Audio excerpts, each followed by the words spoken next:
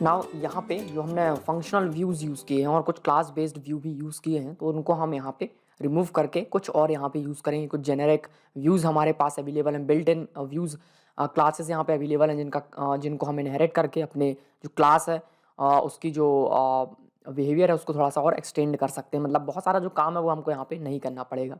कैसे नहीं करना पड़ेगा, तो आइए उसको हम समझते हैं। तो यहाँ पे देखेंगे जो हमने साइन अप व्यू बनाया है, इसके अंदर मैंने गेट करके एक मेथड क्रिएट किया है। ये क्या करता है, फॉर्म को सर्व करता है, साइन अप पेज देता है। इसके बाद पोस्ट बनाया है जो कि यहाँ पे क्या करता है, फॉर्म को वैलिडेट करता है। अगर सब कुछ सही है तो फॉर्म यहाँ पे जो मतलब रजिस्ट्रेशन फॉर्म है उसको सबमिट कर देता है और इसका जो डेटा है वो वहाँ पे सेव हो जाता है। सिंपली हमने क्या किया, फॉर्म डॉट सेव। तो ये जो फॉर्म डॉट सेव हम कर रहे हैं, इज़ नॉट वैलिड, ये जो कंडीशन लगा रहे हैं, ये देखो हर जगह हम कंडीशन लगा रहे हैं, is not valid, is valid. तो ये देखो रिपीटेशन कोड, जो रिपीटेड कोड है इसको इन्होंने रिमूव कर दिया है कुछ अलग से क्लासेस बना के। ठीक है, तो यहाँ पर एक क्लास है जिसके हम फॉर्म को हैंडल कर सकते हैं आसानी से। बहुत 2-3 लाइन लिखेंगे और हमारा जो फॉर्म वो काम करने लगेगा। ठीक है, तो देखेंगे इसको कैसे करना है। तो यहाँ पे एक क्लास है फॉर्म व्यू। ओके, सिंपली हम जाएंगे फॉर्म व्यू, यहाँ पे सर्च करेंगे फॉर्म व्यू जेंगो। तो ये यहाँ पर आ जाएगा form handling with class based view. तो ये आ गया form handling with class based view. तो अभी हम क्या कर रहे थे, जेनेरिक व्यू का यूज़ कर रहे थे जिसमें हमको गेट और पोस्ट खुद से बनानी पड़ रही, लेकिन अब हमको नहीं बनानी पड़ेगी। कैसे, तो यहाँ पर देखोगे एक क्लास है हमारे पास। कौन सा क्लास है, फॉर्म व्यू। ओके, तो ये यहाँ पर create view, update view, delete view, ये अलग चीज़ है, इसको हम आगे देखेंगे। बट हमको अभी चाहिए है simply form view. So okay, ये फॉर्म हैंडलिंग क्लासेस हैं, बहुत सारी क्लासेस हैं यहाँ पे एक्चुअली। ठीक है, तो मैं जो जिसके बारे में बात करूँगा वो फॉर्म व्यू। तो ये रहा फॉर्म व्यू, ये रहा form view. Okay, form view कहाँ से इंपोर्ट करना है, जेनरिक डॉट एडिट से हमको फॉर्म व्यू यहाँ पे इंपोर्ट करना है। तो चलते हैं इसको यूज़ करते हैं। सबसे पहले हम उसको इंपोर्ट करेंगे। तो यहाँ पे मैं कहूँगा फ्रॉम, मैंने यहाँ पर लिखा Django, from Django dot views dot generic. Okay, generic यहाँ से हमें इंपोर्ट करना है फॉर्म व्यू। तो मैंने कहीं और से इंपोर्ट कर लिया है, लेकिन हम इसको यहाँ से इंपोर्ट कर सकते हैं, view dot generic dot edit.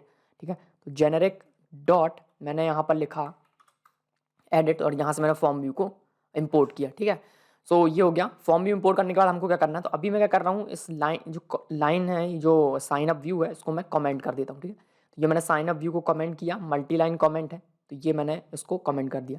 ठीक है, now same class same name से मैं एक और यहाँ पे क्लास बनाऊंगा। सो मैंने यहाँ पर लिखा class sign up view create किया, इसको हम सब क्लास बनाएंगे फॉर्म व्यू का। तो ये मैंने इसको सब क्लास बना दिया फॉर्म व्यू का। अब हमको यहाँ पे कुछ चीज़ें यहाँ पे मेंशन करनी है, जैसे कि अगर आप साइन अप व्यू क्लास को देखो तो यहाँ पे टेम्पलेट नेम मैंने यहाँ भी यूज़ किया, वही टेम्पलेट नेम मैंने यहाँ भी यूज़ किया, तो रिपीटेशन हो रहा है। तो ये रिपीटेशन हम यहाँ से रिमूव कर सकते हैं। क्या करेंगे, सिंपली हमें टेम्पलेट नेम नाम की प्रॉपर्टी यहाँ पे डिफाइन करना। तो मैंने कहा टेम्पलेट नेम क्या है हमारा, course slash sign up dot HTML, ये हमारा टेम्पलेट नेम है। ना यहाँ पे देखोगे इसके अंदर रजिस्ट्रेशन फॉर्म का ऑब्जेक्ट बनाया, यहाँ भी बनाया। तो सिंपली मैं यहाँ पे बताऊंगा कि मेरा जो फॉर्म क्लास है वो कौन सी फॉर्म क्लास है। तो फॉर्म अंडरस्कोर क्लास में हम बताएंगे हमारा फॉर्म क्लास कौन सा है। सो रजिस्ट्रेशन फॉर्म, ये हमारा फॉर्म क्लास है। परफेक्ट है ना। उसके बाद हमें बताना है कि फॉर्म वगैरह आप जब सबमिट करोगे या फिर फॉर्म दिखाना है तो कौन से पेज में जाना है।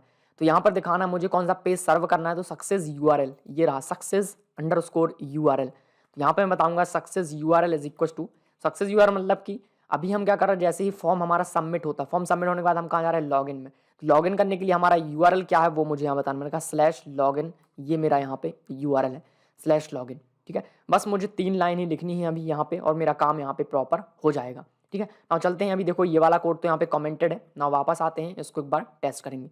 सो एप्लीकेशन रीलोड हो चुका है ना, चलते हैं साइन अप पेज में। तो ये रहा साइन अप पेज, आ गया साइन अप पेज। कुछ नहीं लिखा मैंने, सिर्फ 3 लाइन ही मैंने लिखी हैं और मेरा जो साइन अप पेज है वो यहाँ पे आ रहा है। ओके, ना एक रजिस्ट्रेशन करके देख लेते हैं, रजिस्ट्रेशन होगा नहीं यहाँ पे, क्या प्रॉब्लम आएगी वो हम देखेंगे। सिंपली मैं फर्स्ट नेम ऐड कर देता हूँ, मैंने फर्स्ट नेम ऐड किया Virendra, and then last name add कर देता हूँ Virendra Kumar. Then user name, तो यूज़र नेम में कर देता हूँ Virendra 1 2 3 4 5 6। And then email address, so virendra@gmail.com। Password डाल देता हूँ मैं, अगेन पासवर्ड डालेंगे। देन हमने कहा रजिस्टर। सो क्या हुआ, लॉगिन पेज आ चुका है। ओके, सो रजिस्ट्रेशन हुआ या नहीं देख लेते हैं। सो मैं सिंपली जाऊँगा local host colon slash slash admin पे, लोकल होस्ट कोलन 8000 एडमिन में आएंगे, एडमिन से लॉगिन करूँगा मैं यहाँ पे। सो यूज़र नेम डालेंगे एडमिन का, feel free to code, then password, login हुए, यूज़र में जाएंगे। अभी हमने रजिस्ट्रेशन किया वीरेंद्र नाम से, तो कोई रजिस्ट्रेशन यहाँ पे नहीं हुआ। ठीक है। तो यहाँ पे कुछ कोड है जो कि हमें यहाँ पे कॉन्फ़िगर करना पड़ेगा। तो हम क्या लिखेंगे यहाँ पे सर, हम वो कोड लिखेंगे जो कि हम इस वैलिड के बाद लिखते थे, फॉर्म सबमिट होने के बाद। तो वो हमको कहाँ लिखना है, डॉक्यूमेंटेशन में देखेंगे, यहाँ पर एक फंक्शन है form_valid, ये फंक्शन हमको डिफाइन करना है। सो मैंने उसको यहाँ से कॉपी किया और इसको मैंने इसके अंदर यहाँ पे क्रिएट किया, ये हो गया।